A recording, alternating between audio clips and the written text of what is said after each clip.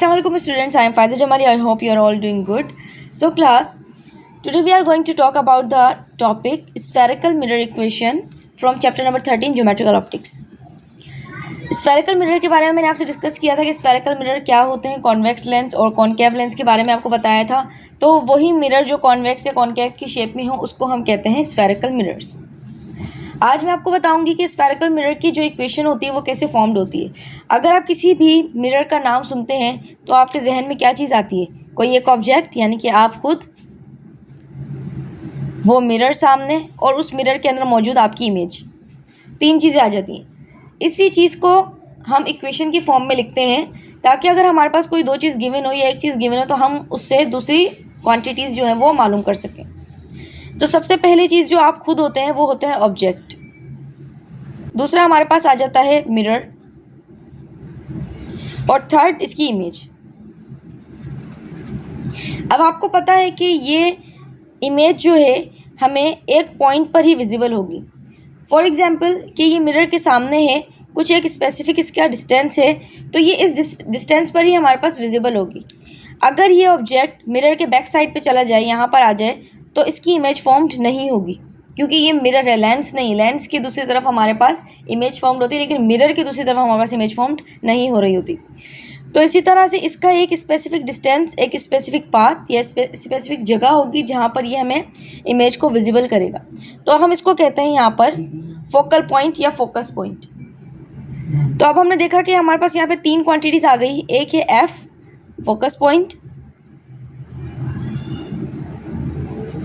Second है P यानी कि object, and last one is Q, it means image. इन तीनों को मिलाकर ही हमने एक इक्वेशन रेडी की है जिसकी बिहाफ पर हम इन तीनों क्वांटिटीज़ में से कोई भी एक क्वांटिटी मालूम कर सकते हैं या दो क्वांटिटी मालूम कर सकते हैं। और वो इक्वेशन है 1/f is equal to 1/p plus 1/q। अगर हम इमेज डिस्टेंस और ऑब्जेक्ट डिस्टेंस के रेसिप्रोकल को ऐड कर दें तो हमारे पास फोकल लेंथ का रेसिप्रोकल आ जाता है। तो ये है हमारे पास स्फेरिकल मिरर इक्वेशन। हमेशा याद रखिएगा कि कोई भी मिरर हो, चाहे वो हमारे पास कॉनकेव मिरर हो या फिर कॉन्वेक्स मिरर हो, इसका एक सेंट्रल पॉइंट होता है जिसको हम P से शो करते हैं। ये चीज़ मैंने आपको प्रीवियस लेक्चर में भी बताई थी। तो जो ये P होता है इसको हम इसका बेसिक ओरिजिन जो है वो कंसीडर करते हैं। ओरिजिन का मतलब है कि यहीं से डिस्टेंस को मेयर करना हम स्टार्ट कर देंगे। ये सेंटर पॉइंट से हम किसी भी ऑब्जेक्ट के डिस्टेंस को मेयर करना स्टार्ट कर देंगे। फॉर एग्जाम्पल यहाँ पर अगर कॉन्वेक्स मिरर रखा हुआ है और यहाँ पर कोई ऑब्जेक्ट है तो हम इसका डिस्टेंस मालूम करना चाहते हैं तो हम इसका P से मालूम करेंगे। Now the most important point to be noted are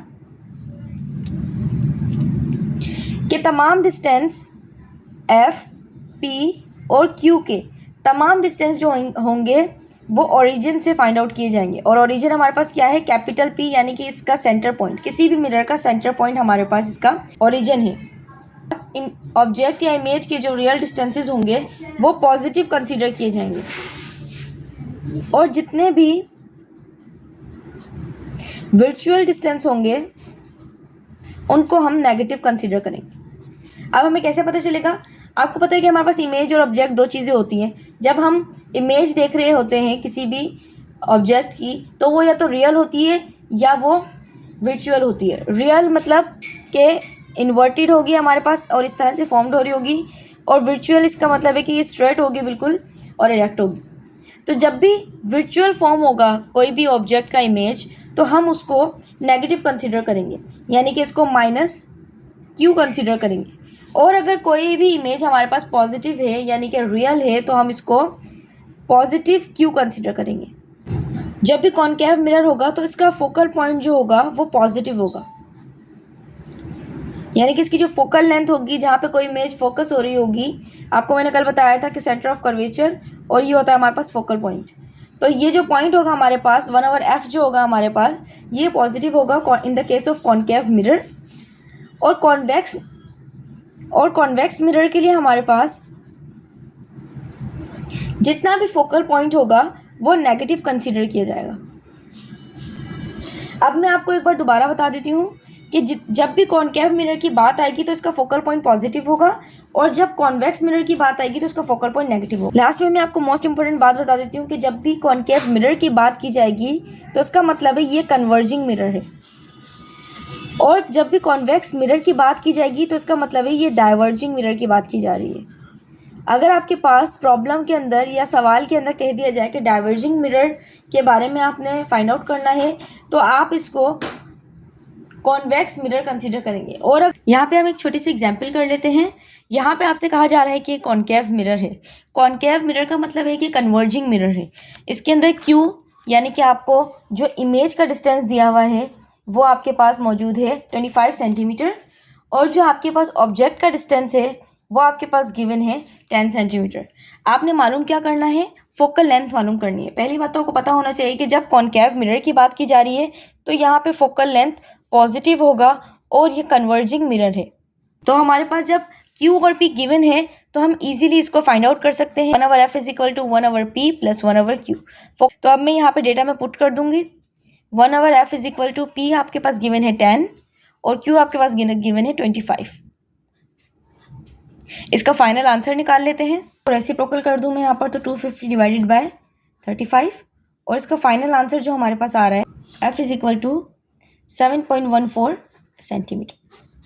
आपने देखा कि यहाँ पर कि कन्वर्जिंग मिरर की बात की जा रही है, यानी कि कॉनकेव मिरर की बात की जा रही है, तो इसका फोकल लेंथ जो है वो ऑटोमेटिकली पॉजिटिव आ रहा है। अगर यहाँ कॉन्वेक्स मिरर की बात की जाती है और फोकल लेंथ मालूम करने को दिया जाता तो यहाँ पर जो हमारे पास इसका फोकल लेंथ आता वो नेगेटिव आता।